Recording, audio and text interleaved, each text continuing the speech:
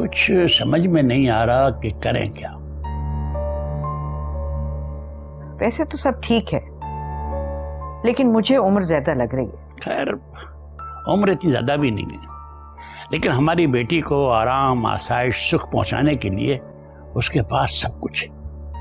ہاں وہ تو ٹھیک ہے لیکن پھر بھی میرا دل ڈر رہا ہے. کیوں؟ اس میں ڈرنے کی کیا بات ہے؟ اب ہماری بیٹی ہم پر اتنی بھی بھاری نہیں ہے کہ ادھر ذیشان شاہ نے رشتہ مانگا اور ہم نے ہاں کر دی. مانا کہ بہت بڑا بزنس مین ہے، بہت وسیع کاروبار ہے اس کا، بہت امیر ہے، لیکن پھر بھی ذرا معلوم تو کریں کہ اس کا خاندان کیسا ہے، خود کیسا ہے. وہ اتنے امیر ہونے کے باوجود اس نے شادی کیوں نہیں کی، اور اگر کی تھی تو اس کی بیوی کہاں ہے؟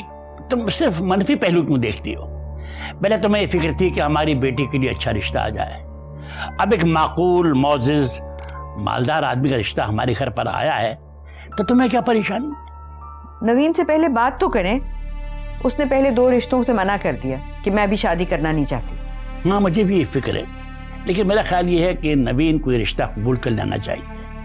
کتنی لڑکیوں کو گھر بیٹھے اتنے اچھے رشتے ملتے ہیں. بتاؤ تم کیا کہتی ہو؟ مجھے تو یہ رشتہ بے جوڑ لگ رہا ہے. ذیشان شاہ کی عمر زیادہ ہے، نوین ہماری کافی چھوٹی ہے. بھئی مردوں کی عمر کون دیکھتا ہے؟ جائیداد، بینک بیلنس، یہ چیزیں دیکھنے کی ہوتی ہیں. ہم نوین سے بات کرتے ہیں، دیکھیں وہ کیا کہتی ہے. ٹھیک ہے، مگر ذیشان شاہ کے بارے میں پوری معلومات حاصل کرنا بہت ضروری ہے.